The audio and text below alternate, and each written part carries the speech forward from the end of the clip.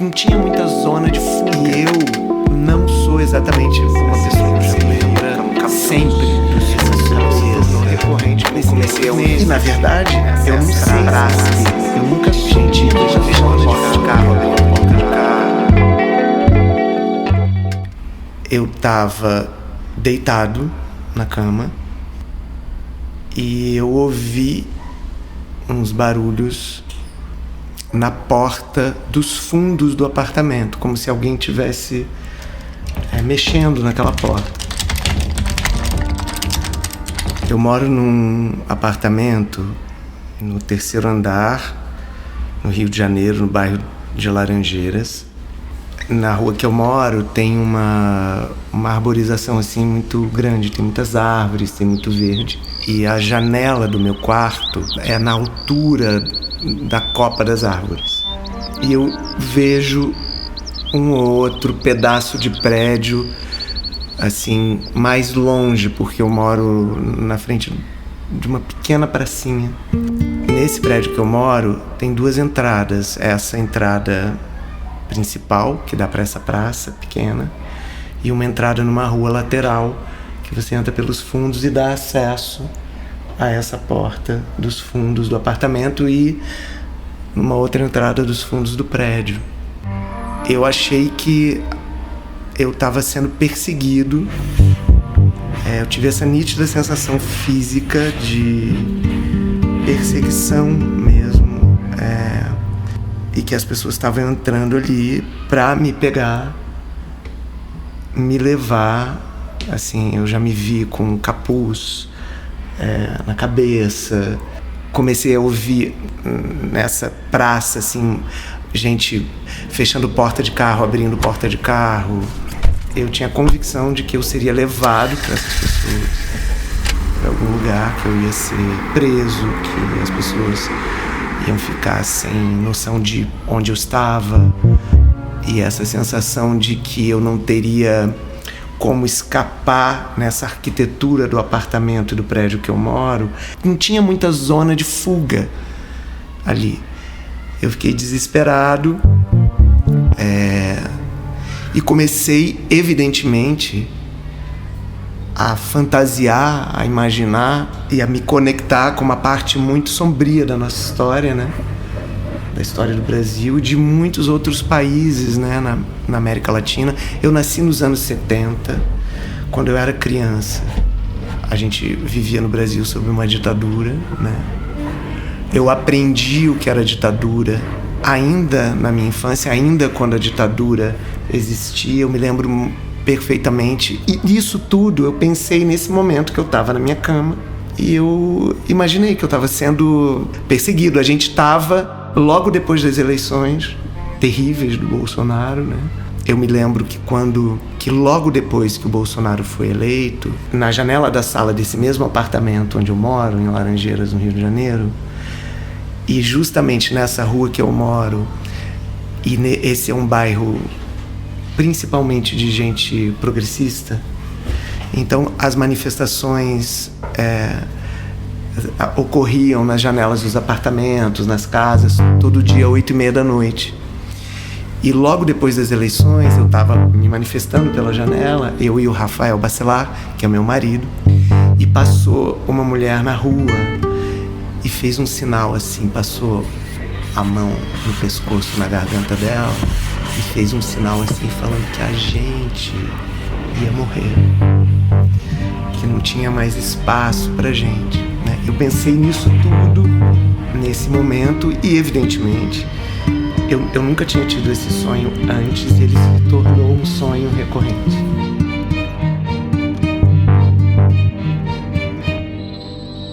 Eu falei aqui, tentei narrar com algum detalhe a primeira vez que eu tive esse sonho, que foi logo depois das eleições.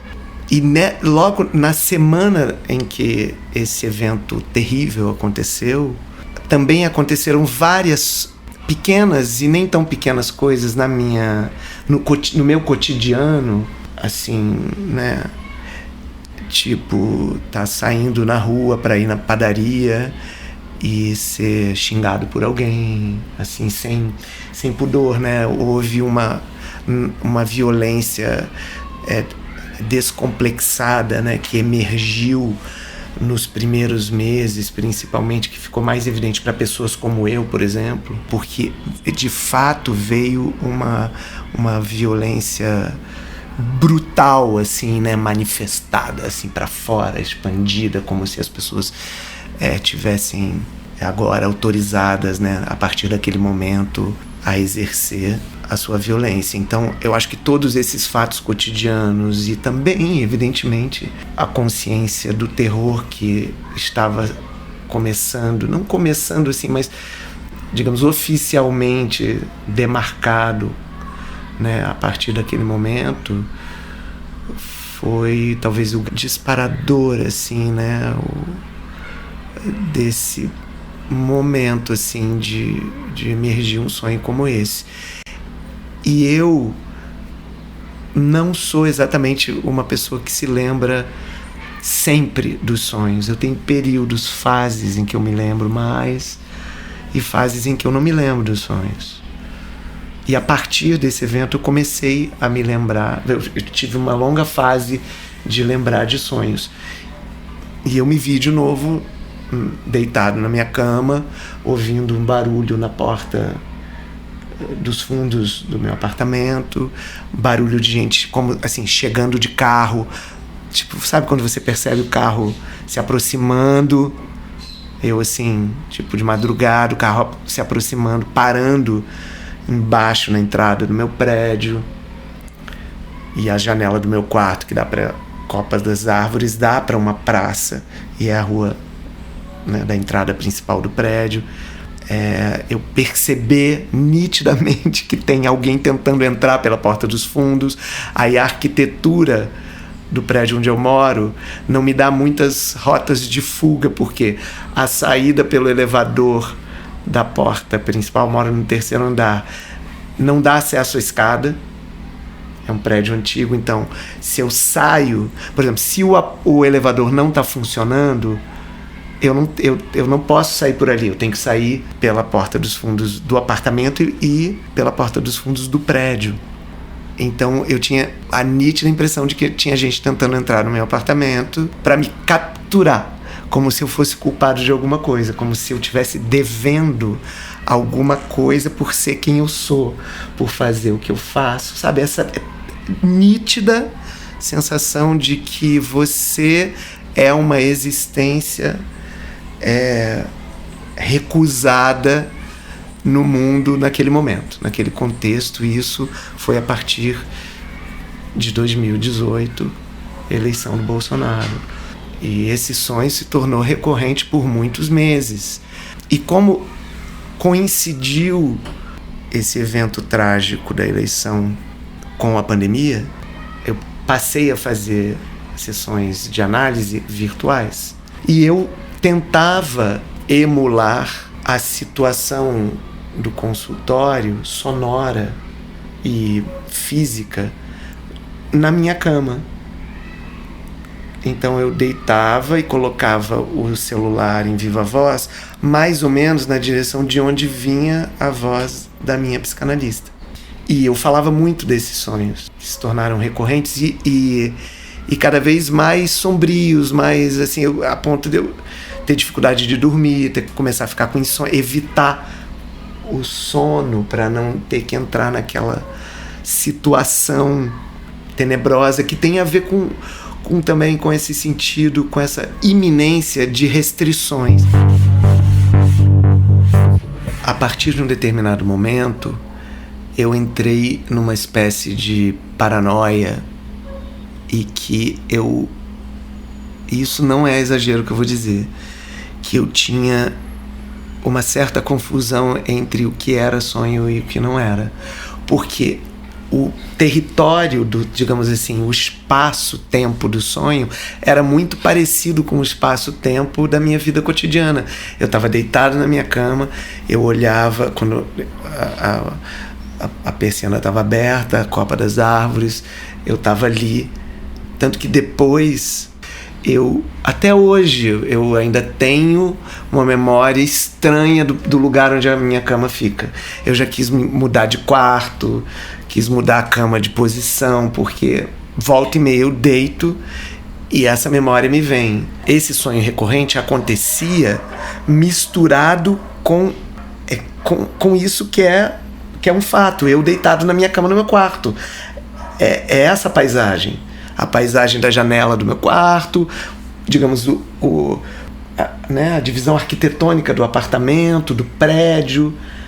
Então eu entrei numa paranoia mesmo. Tinha momentos em que eu acordava desse sonho de manhã ou de madrugada e eu estava ali, no mesmo lugar em que eu estava sonhando, entendeu?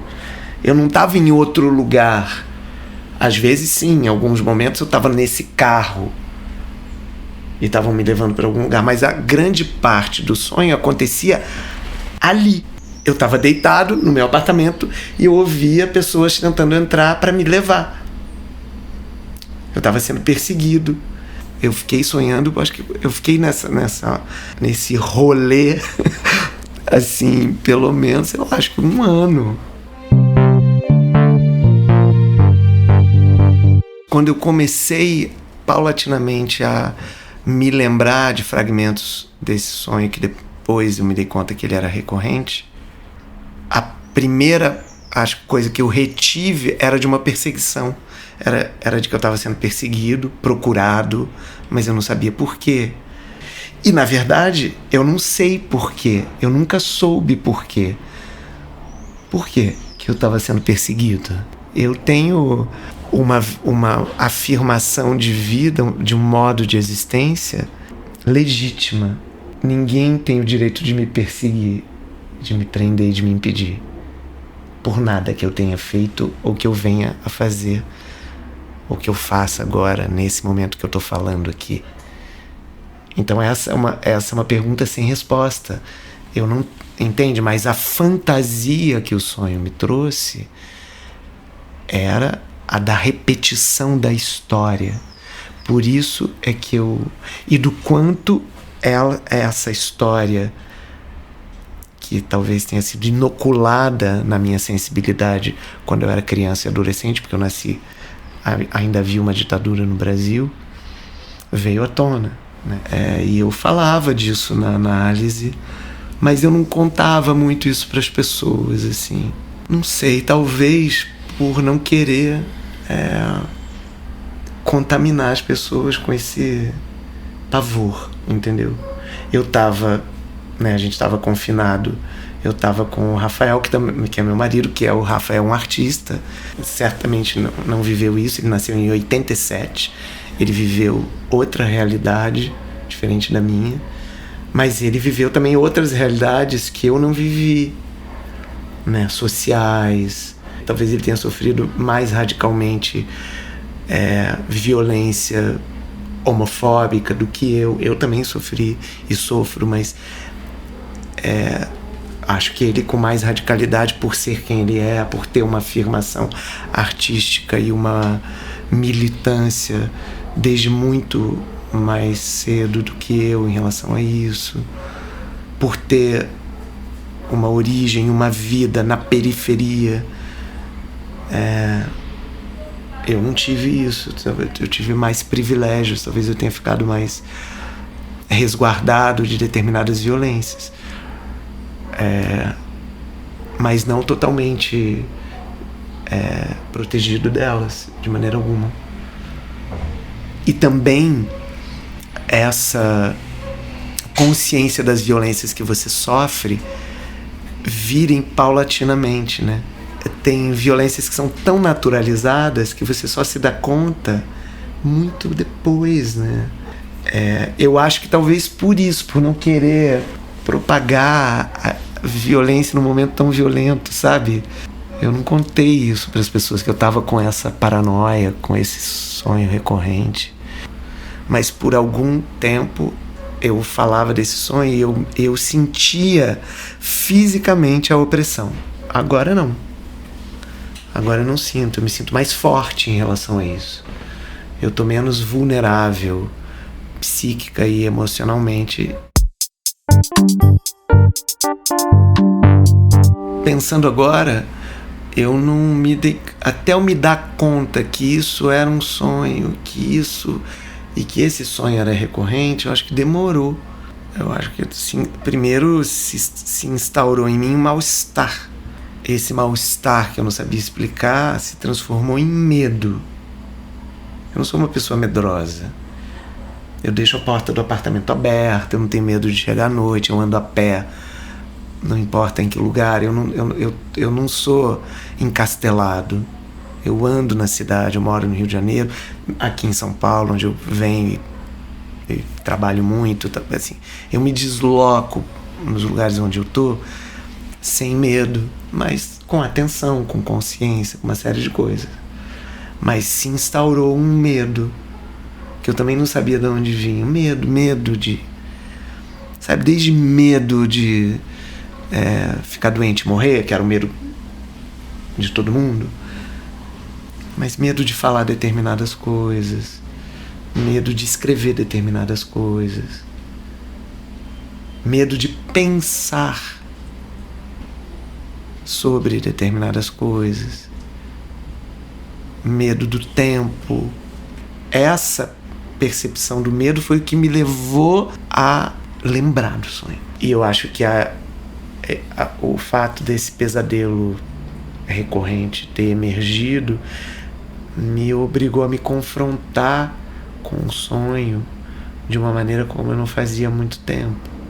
A falar sobre isso, ele me trouxe uma consciência importante que eu nunca tinha pensado que o período histórico da ditadura no Brasil fosse tão determinante para mim de quem eu sou, tivesse me marcado tanto, né? Uma memória oculta, né?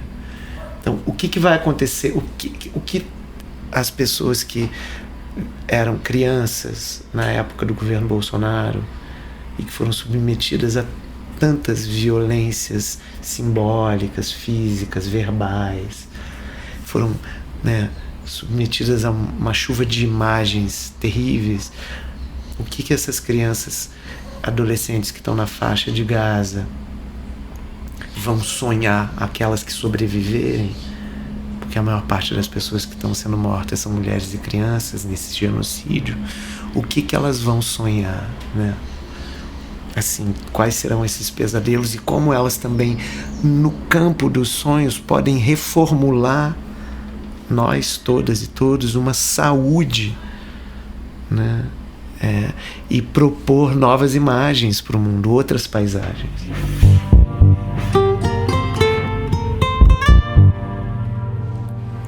Felizmente, esse sonho que se tornou um pesadelo recorrente, eu comecei a levar esse sonho com muita frequência para a sessão de análise e ele não foi adiante, assim, no sentido, ele não passou, ele não me levou a uma sessão de tortura, ele não me levou a um encarceramento, ele não me levou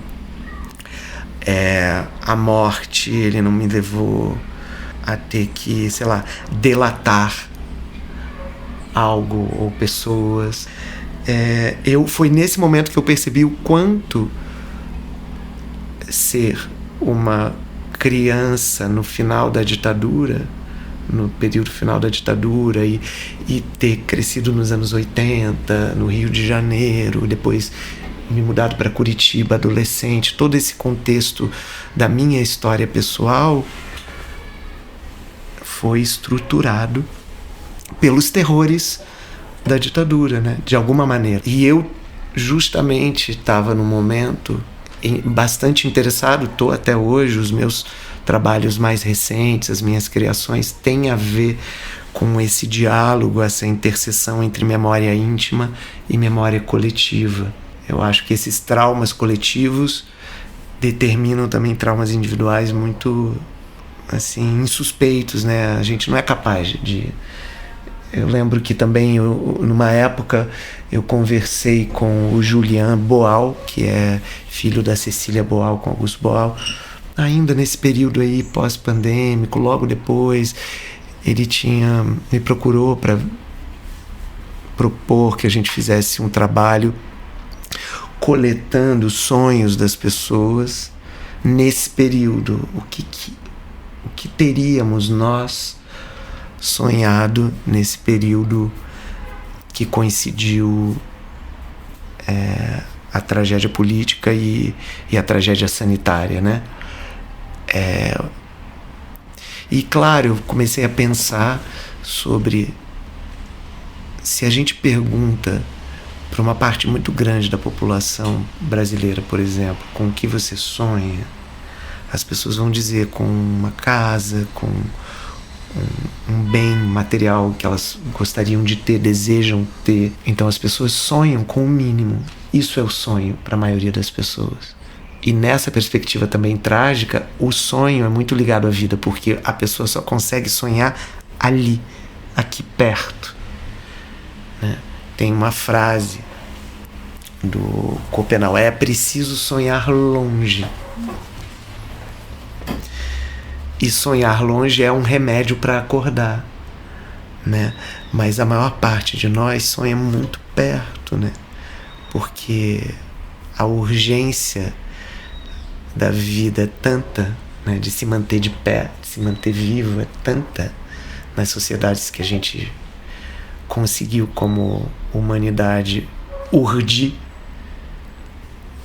que essa perspectiva do sonho como alargamento da vida foi se perdendo, mas há comunidades humanas que têm o sonho em outra perspectiva, né?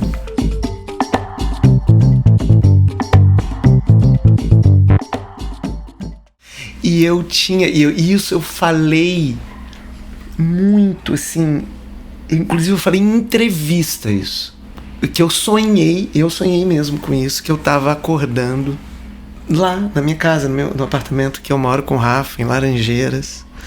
Dia, assim, passarinho, barulho ali do bairro, sabe?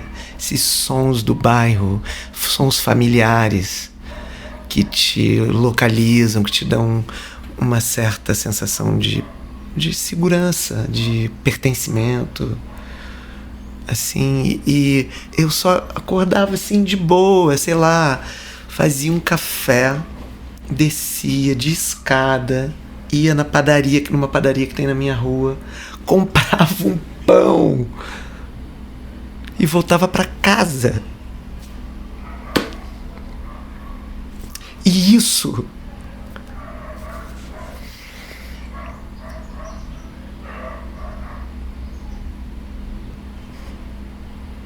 você vê, eu me emociono até hoje, eu nunca mais tinha lembrado disso.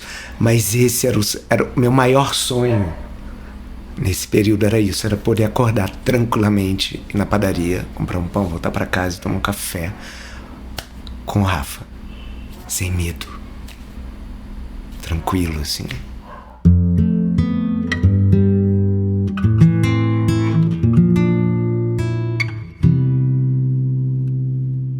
Eu acho que eu não sonho mais com algo como isso, mas eu tenho muitos medos e eu lido com eles diariamente e não deixo esses medos tomarem espaço, mas é um trabalho diário.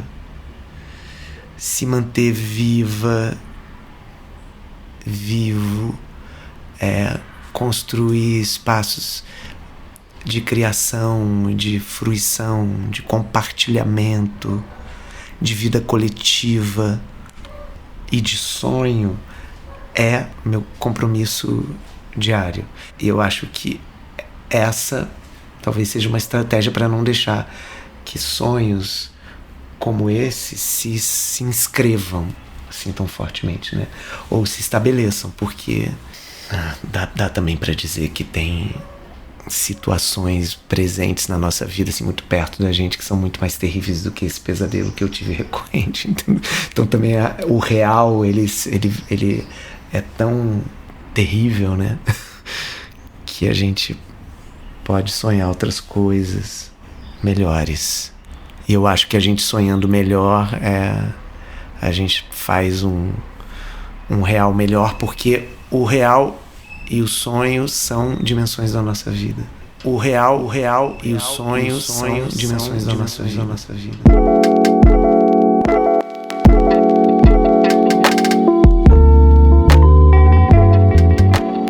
Sobre Sonhos é um podcast idealizado por Nina Rai e Meno Del Picchia. A cada episódio, um sonho e mergulho no universo onírico de um novo convidado. A produção, a pesquisa e o roteiro são de Nina Rai, e a trilha sonora original, o desenho de som e a montagem de Meno Del Picchia. A identidade visual é de Rodrigo Terra.